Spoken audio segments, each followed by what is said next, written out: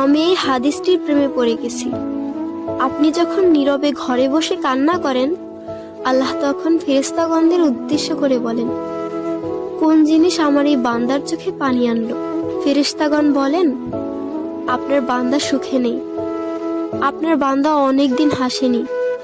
এই বলে ফেরেশতাগণ কান্না করতে থাকেন এবং আল্লাহকে বলেন, হে আমার রব, আপনি জানেন আপনার এই বান্দার হৃদয়ে কি রয়েছে, অতএব আপনি তার জন্য সবকিছু সহজ করে দিন।